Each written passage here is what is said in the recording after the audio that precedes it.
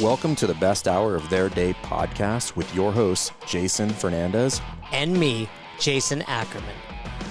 With more than 20 years in the business, as both coaches and affiliate owners, our passion is to help create world-class affiliates and coaches by building better boxes.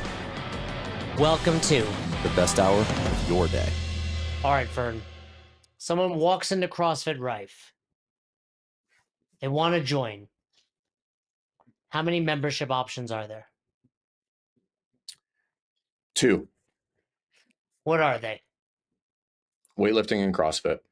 Well, and now so we have, you're talking like two completely different options. Most gyms don't have a weightlifting component there. That's unique. You have a completely separate gym within a gym. I'm simply answering the question. Fair enough. Let me restart. All right, edit that out. Here we go. Take 2.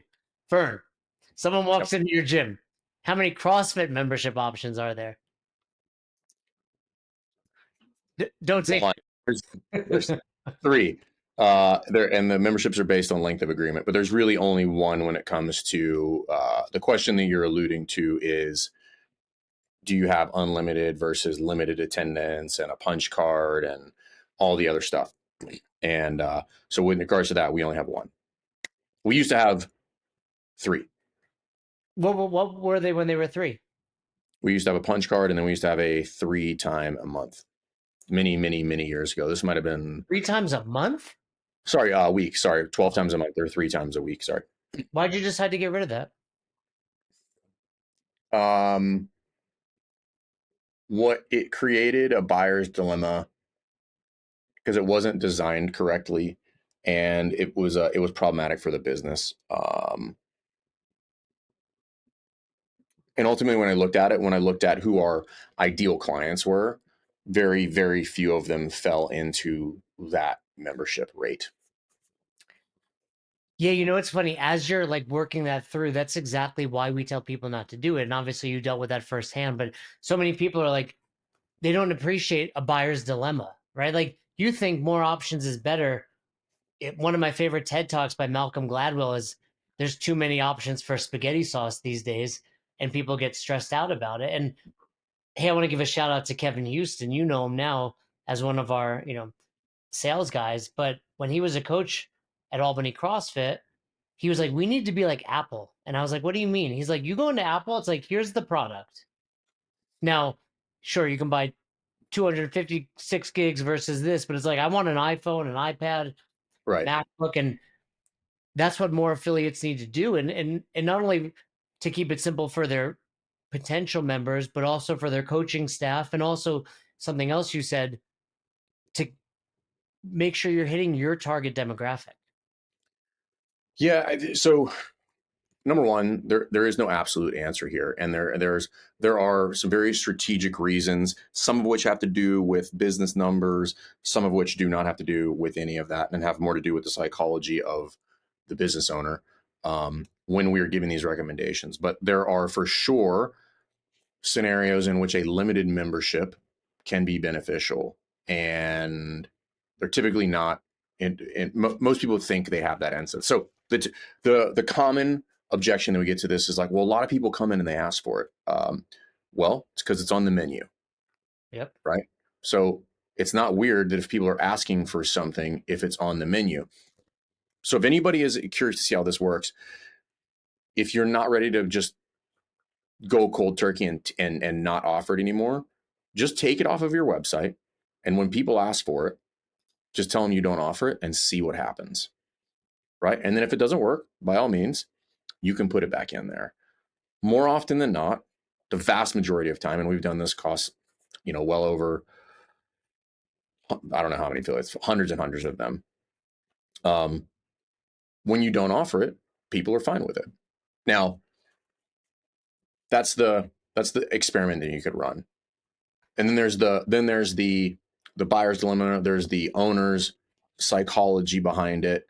And then there's the idea of exchanging time for money, which is also a big component of this. What do you mean by that? I was having this conversation today with an affiliate owner because they have a call it an unlimited, or they're full, CrossFit full, 4 times a week, 3 times a week, and 2 times a week. And again, same, your typical, yeah, it's essentially 4 options plus a punch card. You have 5 options. So you have your, there's 3 limited options there. That is problematic, right? And he's just like, well, people are asking for it. And I'm like, again, it's there. Like, it's not weird if it's there and people ask for it. It'd be weird if it was there and nobody asked for it. It's also interesting when you look at the breakdown across all of them. Typically, if I have those 4 options, let's say somebody had 100 members. Again, this is not all the time thing. I can think of a couple gyms by name that violate this, but they are the exceptions, not the rule. But more often than not, when I look at the breakdown across all of those memberships, if there's 4 of them, a full, a 4, a 3, and a 2, 2 of those options will have less than 5 people on them. Okay, I'm like, well, if they have less than 5, just take them off and reduce it to 2 at the bare minimum. You have 2 options now instead of 4. But I asked the gym owner, I said, what do people get when they come to your gym? And I don't mean what are the amenities? What is the value to their life when they come to your gym? And as most affiliate owners would do, he rattled off, oh, well, they're going to be healthier. They're going to be more capable to interact with their environment. They're going to be able to, work longer and play other sports and all these other things. And I said, right, that's what we're selling. You're selling capacity. You're selling health. You're selling the avoidance of chronic disease inside of the CrossFit affiliate. You're not selling 2 training sessions a week. And when you reframe what it is that we do inside of the affiliates, is like, we make healthier human beings that can live longer and can avoid the atrocities of chronic disease. You can completely shift the dynamic of the conversation away from, well, how many sessions am I paying for? And I'm like, I'm not here to sell you sessions. I'm here to sell you a better life, because I know that's what I'm going to give you. And when you shift the dynamic of that conversation, it becomes easier to stay away from the, well, this session and that session, because whether it's 2 sessions or 4 sessions, we could agree that a drastic improvement in your life or the capability to do other things is worth whatever price tag I put on there to the right person. That's a fantastic way of putting it, and I love it, because it's not about how many times they come in. It's the value you're providing to their life. And one of the things I tell affiliates is, if you're concerned about that, or they say, hey, I do want to only come in 3 times a week, a good way to position it is like, that's our rate is based off 3 times a week. Come in 4, come in 5, take advantage of us. But Right. that's what it's based off of. Yeah. We work with a lot of affiliates, and some of the ones that have been around the longest have a common problem, and that's many of their members are paying different prices. I know I was guilty of it. We will have clients that come in with like 20, oh, this guy joined in 2009, but this guy joined in 2007, and this discount and that discount. It's a problem. And I think it was for me one day where I'm like looking around, I'm like, man, this place is so busy. I might have to expand.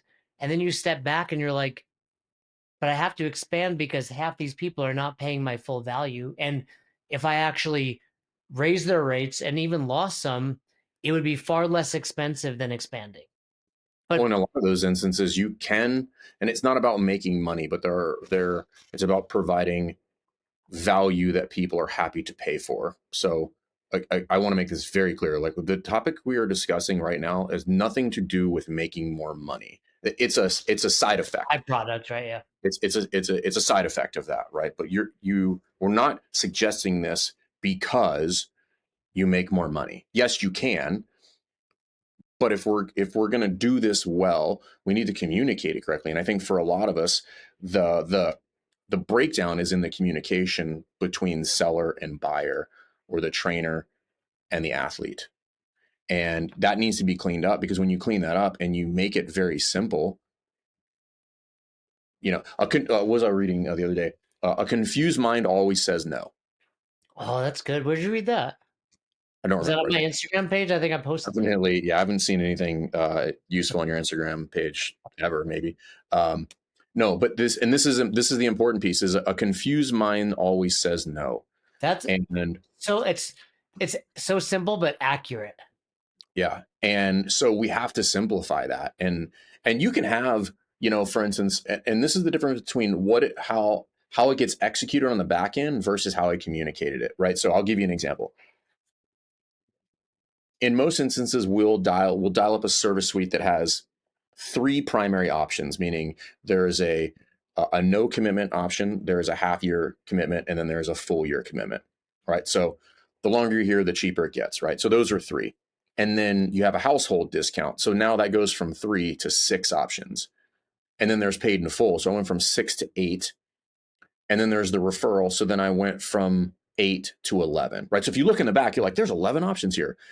Well, But in there reality, are, but there's really three, but there's actually really only one. Just there's one option, but you can choose what it costs you essentially. But there's really only just one option. And that's the difference between how you build it versus how you communicate it. And when somebody comes in, we're like, well, hey, what are my options? Well, the options are this, and then here are the ways that you could make it palatable for you and what you would like to see in your pocketbook based on what it is that you value, considering the things that you just told me. when you position those, you typically do the no commitment first, so the last one they hear is the least expensive. Just yes. So strategically, this is called price anchoring. That strategically, you start high and work your way low, because they hear the first number and they're like, man, that's a lot, and then you bring it down, and they're like, okay, well, this is a little bit more reasonable. Versus the first number I give is the low number, and then the last thing they hear is the high number, and they're like, this is way too much for me. Okay, so there is some psychology and some strategy with regard to sales inside of that, but all of this is based on making it simple for them to make a decision. What do you think is the best course of action? I know it's not a one size fits all, but an affiliate owner listening and like, that's me. I've got my founder rates, I got people that join, and I've never touched those rates. And there's also that idea of like, but I gave them my word. Maybe they did, maybe they didn't. But the point that can be a tough one, and I can understand why people would struggle with that. The counter argument to that is I offered them something that I didn't know at the time was a really bad deal for me. So you're not obligated to continue to get a bad deal. And I've told people all the time too, and I'm like, if you have people that you just absolutely do not want to raise prices on, don't. I've got one or two here that don't pay everything else, because when I raised the prices, they came to me and they were like, I can't do that. And I'm like, okay, what can you afford? And this is the point of running a successful business, so that I can make those decisions for the people that I choose to help, versus being strong armed into somebody wants a discount for something because whatever, when somebody comes to you and be like, hey, that seems like can we talk about the price? I got an email from somebody that was like, somebody was reaching out to them like, well, all these other gyms that I've ever been to, like, do this. Can we talk about the price? And I'm like, that's kind of a crazy ass scenario if you think about it. Like, what other business do you go into and you're like, hey, I know that you charge $63 for this steak, but all the ones that I go to are do this and give me unlimited breadsticks. So are you guys willing to budge on the price for this 12-ounce filet, Oscar style? They're going to be like, they're going to be like, sir, Please leave. what would you like to eat? Yeah. The price is the price, man.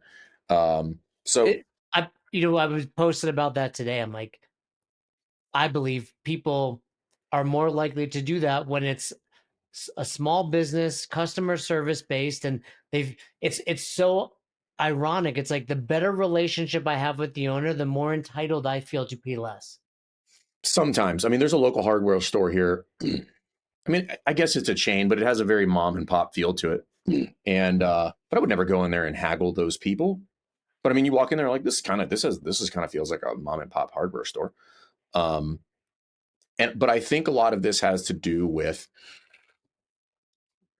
when there are no rules and there's no structure and there's no logic and there's no vision behind what I've designed, it becomes very easy to push me around, right? Because I'm not firmly planted in why I designed it this way.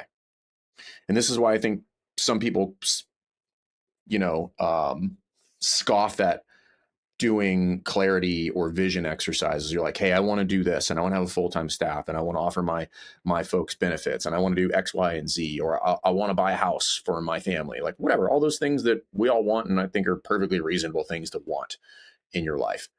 And I want affiliate owners to have those things. And if you don't know that, and you just made stuff up and you're unsure of yourself and why you're doing things, then could you imagine? Here's a perfect example, right? Like everybody, politics and religion are easy to talk about in public, so we'll start there. If I just handed you a stance, right, whatever your political or religious stance was, right, and I was like, hey, we're going to go in here and we're going to go into a debate, right? Except I'm going to tell you what you believe, right? Like I'm going to hand you a paper and be like, hey, here's politics for me, but yeah, right. I'm like, here's what it is, which is not yours. You're just like, okay, well, I just kind of got this, but there's no logic behind it. I'm not tied to it for any moral or ethical reach. believe in. It's just made up. So then I go into this debate and have a hard time defending my stance because it's not my stance, and it's really nothing that is built logically that pushes towards a desired end state. And it's the same thing when you don't design your business this way. It's the same way when you design your pricing suite this way. But when you do design it that way, be like, hey, here's what we do, here's what we offer, here's who we are, and here's what we're about, and here's the problem we're trying to solve, and here's the things we're trying to help you with, and here's the reason it's priced that way. Well, then it's not a discussion anymore. And even going back to your example of the restaurant, it's like, hey, I want this steak Oscar style. Can I have a discount? Well, we get the, grass raised, farm raised, like from this special place in Alaska, and our cooks are culinary trained. Like that, they can speak to why their steak costs more than the steakhouse down the road. So we decided we would hire Affiliate U to see if they could help us structure our gym better. When we decided to go with Affiliate U, one of our top goals was obviously to fix our retention, increase our rates, make sure that our coaching is up to high standards, bring on new coaches, and just be able to have an accountability system and a coach to help. It's so easy to have a lot of plans and goals, but it's another to actually execute them.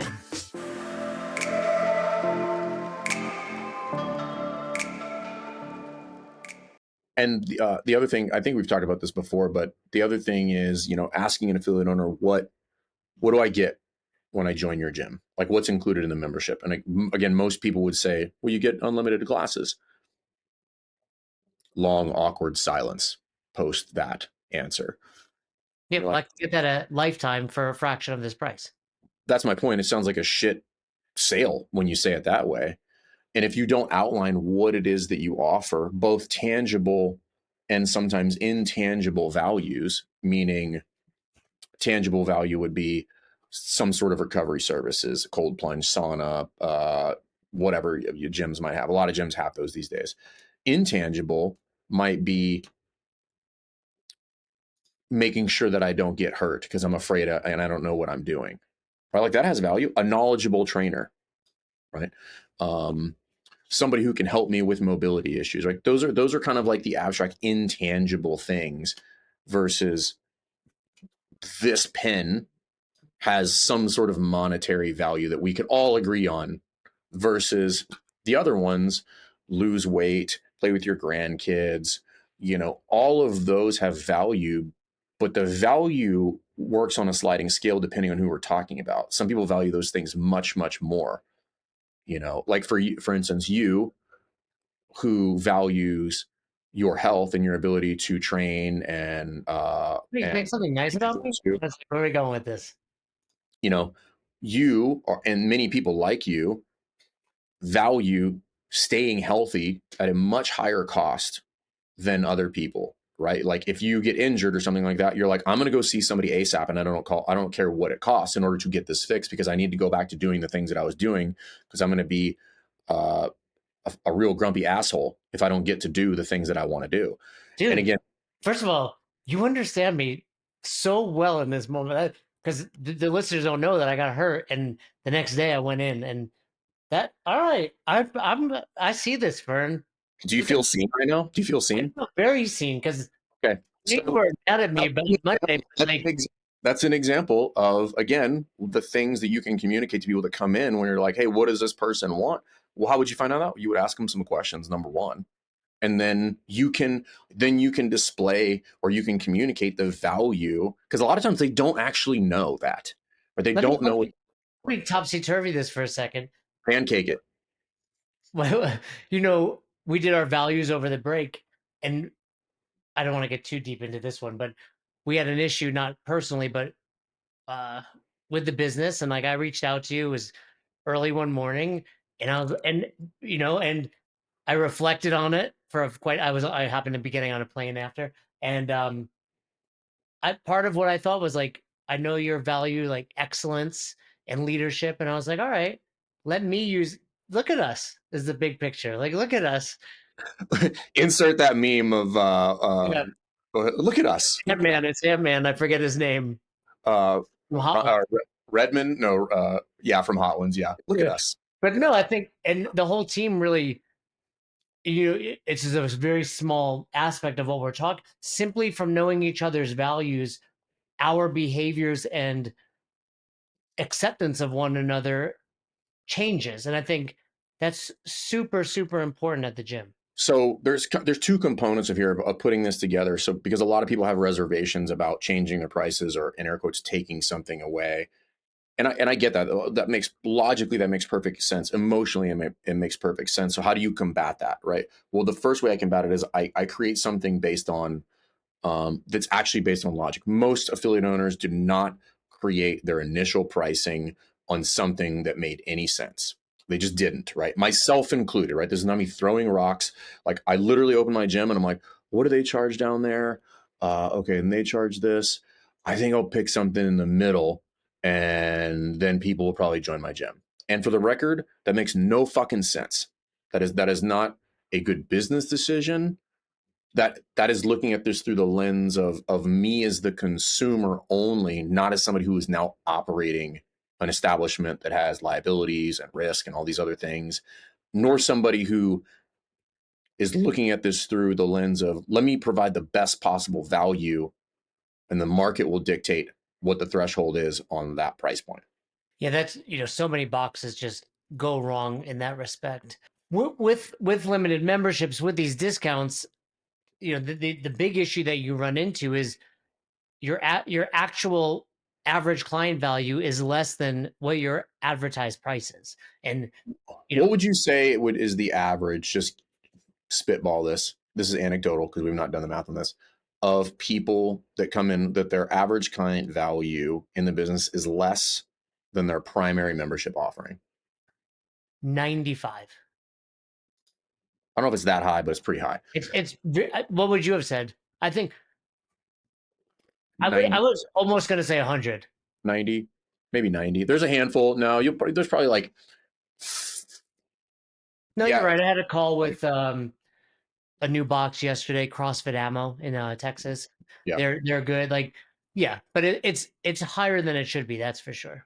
Again, it's not about and I want to be very clear about this. It's not about extracting the maximum amount of money from clients in your business. That is not at all. That has never been our fucking stance. It's never going to be our stance. It is about providing maximum value and making it the best experience that we can for people who are coming in to start this journey.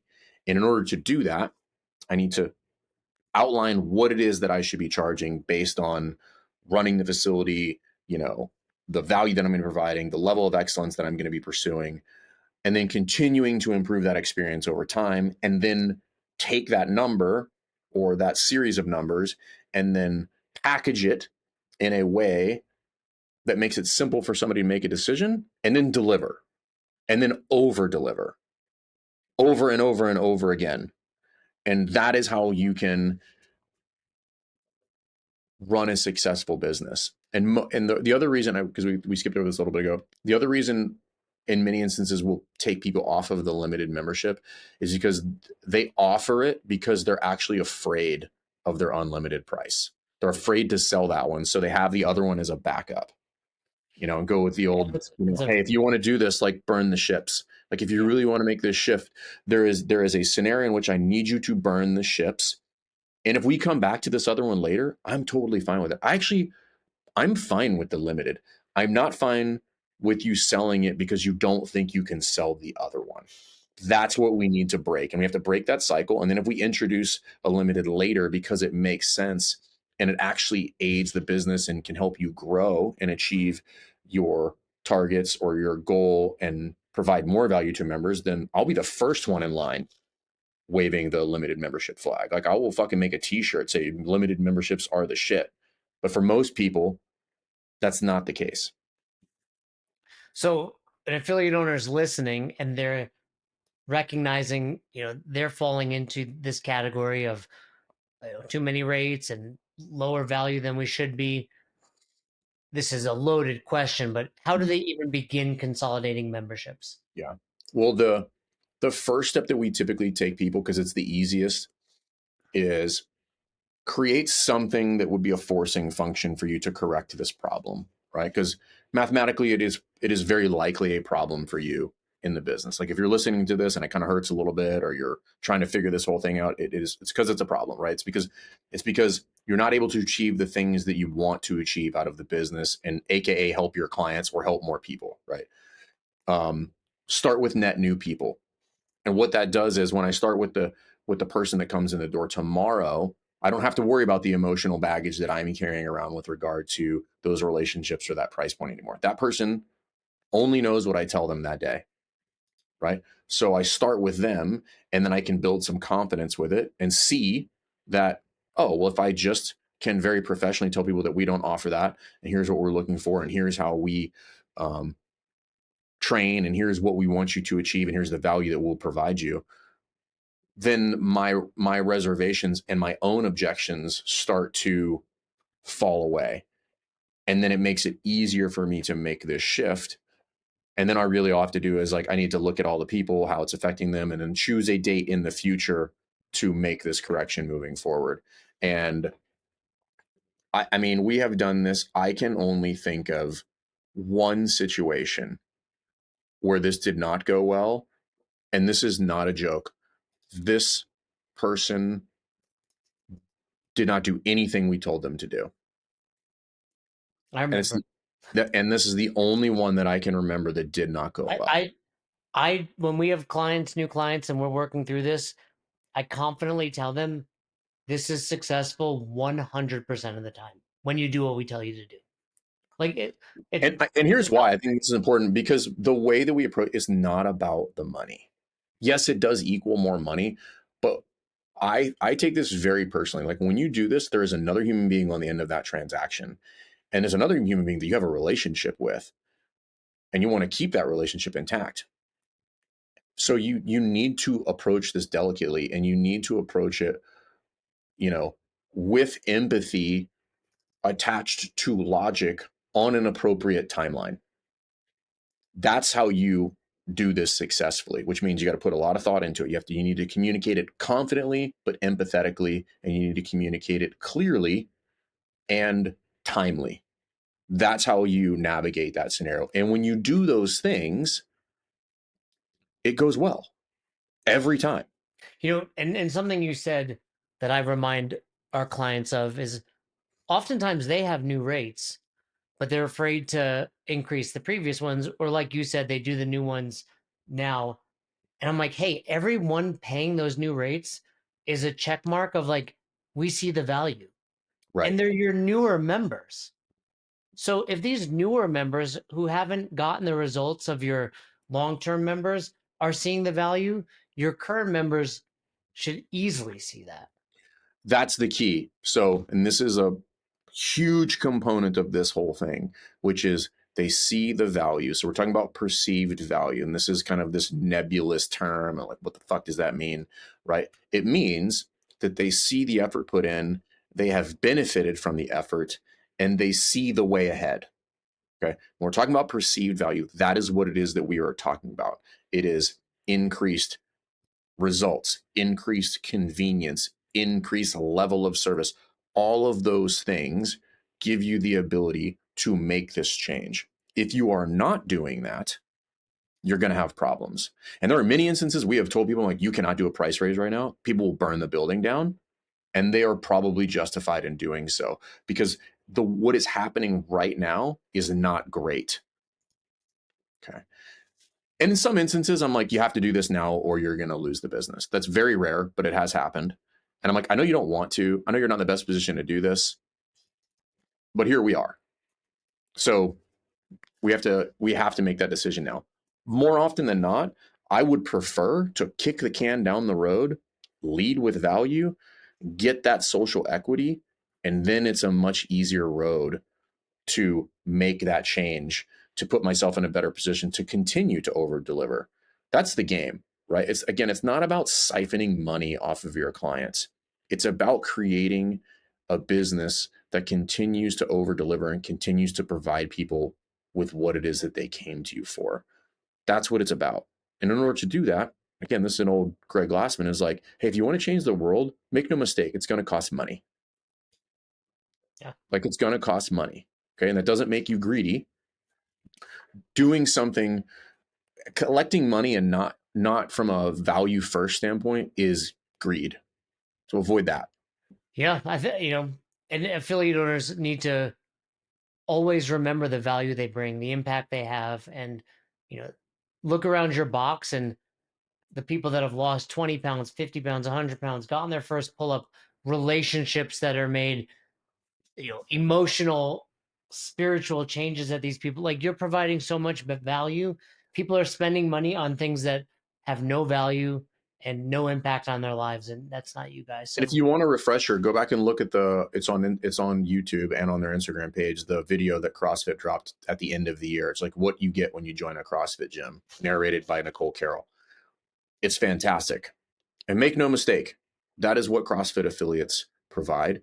And also make no mistake, that is the thing that society needs. Society needs, at large, places where people can go in healthy environments, where people are making good decisions with regard to their minds and their bodies. And I cannot think of a better place than a CrossFit affiliate to do that. And that is worth something. Is it worth the same amount to everybody? No, but it's worth a whole hell of a lot. Thanks for checking out this episode of the Best Hour of Their Day podcast. We appreciate you listening and choosing to have us help you in your passion for coaching and affiliate ownership. You can find more episodes just like this on all podcast platforms. If you're interested in learning more, you can reach out to us on any social media platforms, or you can visit www.besthouroftheirday.com to book a call. If you found this episode helpful for you, please share it so that we can help other coaches and affiliate owners to help build a bigger and stronger CrossFit community. Thanks for listening.